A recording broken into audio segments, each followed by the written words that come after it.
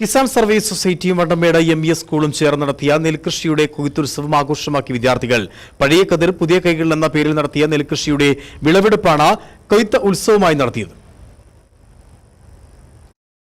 Amayar എം.ഇ.എസ് higher secondary സ്കൂളും Kisan service സൊസൈറ്റിയുമായി ചേർന്ന് വിദ്യാർത്ഥികൾക്കായി പഴയ കതിർ പുതിയ കൈകളിൽ ഞാറുനട്ട് നെന്മണി കൊയ്യാം എന്ന പേരിൽ നട്ട ഞാറിന്റെ വിളവെടുപ്പാണ് കൊയ്ത്തുത്സവമാക്കി സ്കൂൾ വിദ്യാർത്ഥികൾ നടത്തിയത്. പുതിയ തലമുറയിൽ കാർഷിക അവബോധം സൃഷ്ടിക്കുന്നതിനും അന്യം നിന്നുപോകുന്ന കാർഷിക സംസ്കൃതിയെ തിരിച്ചറിയുന്നതിനും നെൽകൃഷിയെക്കുറിച്ച് പഠിക്കുന്നതിനുമായാണ് കൊയ്ത്ത് മഹോത്സവം സംഘടിപ്പിച്ചത്. കുട്ടനാട്ടിൽ നിന്നും എത്തിച്ച ഭദ്ര ഇനത്തിൽപ്പെട്ട നെല്ലാണ് കൃഷി ചെയ്തത്. Kisan service society president Monsi ബേബിയുടെ അധ്യക്ഷതയിൽ MES school headmistress Maya Vasundhara Devi, Kerala Grameen bank field officer Yadu B എന്നിവർ ചേർന്ന് കൊയ്ത്ത് മഹോത്സവം ഉദ്ഘാടനം ചെയ്തു.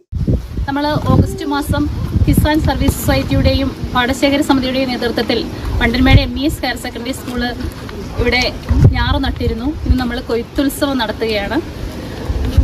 വളരെ സന്തോഷകരമായി കുട്ടികളെല്ലാവരും സൈനിക ടീച്ചറുടെ നേതൃത്വത്തിൽ ഈ കൊയ്ത്തുത്സവത്തിൽ പങ്കെടുക്കുന്നുണ്ട്.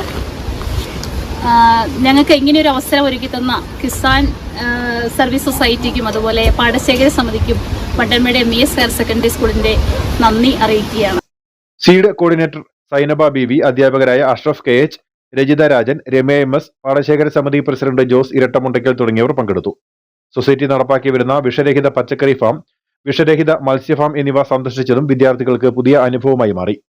കൊയ്ത്ത് മഹോത്സവത്തിന് കിസാൻ സർവീസ് സൊസൈറ്റി ഭാരവാഹികളായ Monsi Madathil, AT. Joseph, Biju Jacob, Roy George, PJ. Thomas Kutty, Shibu Joseph തുടങ്ങിയവർ നേതൃത്വം നൽകി. News bureau, Anakkara.